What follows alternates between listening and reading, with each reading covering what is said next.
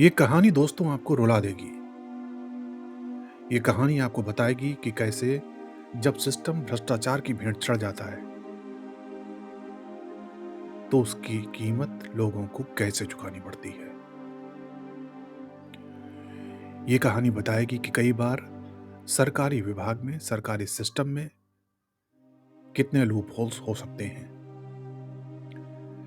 ये कहानी आपको बताएगी कि भ्रष्टाचार जब अपनी हदों के पार जाता है, तो क्या होता है। ये कहानी दोस्तों 3 दोस्तों की है। वो 3 दोस्त जो एक शादी में जाने के लिए निकले थे, फर्रुखाबाद से बरेली के रास्ते। उनकी गाड़ी लगातार आगे बढ़ती जा रही थी। उन्हें जहां जाना था, उस जगह तक पहुंचने के लिए उन्होंने अपनी गाड़ी के जीपीएस का इस्तेमाल किया था। यानी या तो मोबाइल में किसी ने जीपीएस लगा रखा था या फिर गाड़ी के जीपीएस के सहारे वो लोग आगे बढ़ रहे थे। तीनों बेहद खुश थे।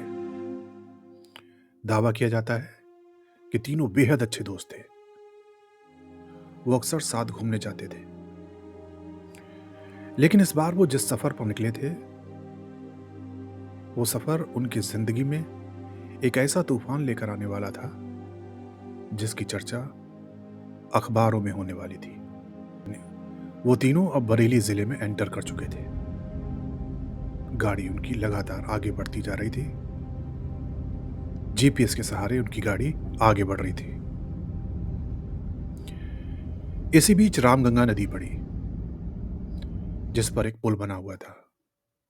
जीपीएस ने बताया कि इस पुल के ऊपर से होकर रास्ता जाता है, इसलिए उन्होंने अपनी गाड़ी को पुल के ऊपर चढ़ा दिया।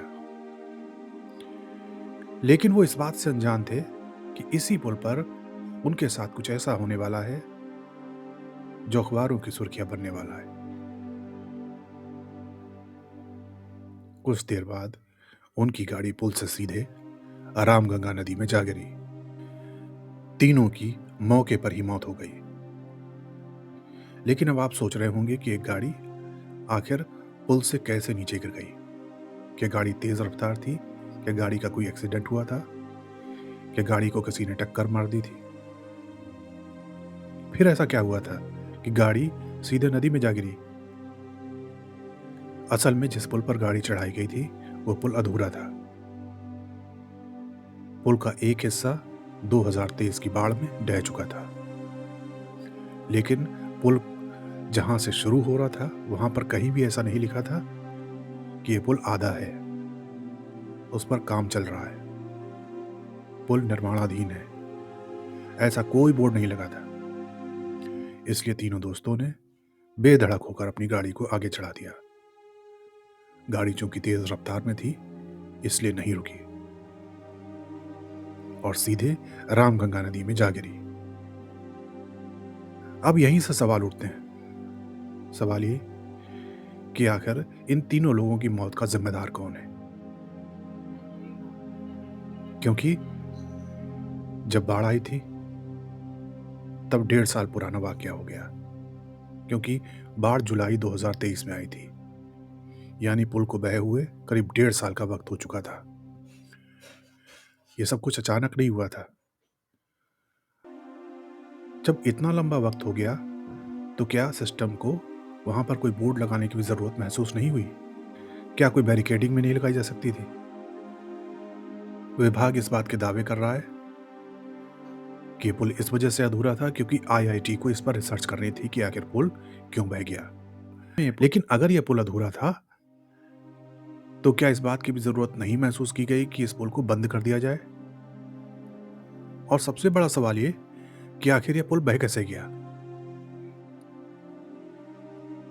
इसकी भी जांच होनी चाहिए। अब सोचिए कि जो 3 दोस्त एक शादी में जाने के लिए निकले थे, वो शादी में तो नहीं पहुंचे। उन तीनों दोस्तों की लाशें उनके घर जरूर पहुंच गई। उन तीनों परिवारों में मातम है। तीनों परिवार सिस्टम को कोस रहे हैं। सोचिए उन परिवारों की क्या हालत हो रही होगी। आप इस घटना को लेकर क्या कहेंगे?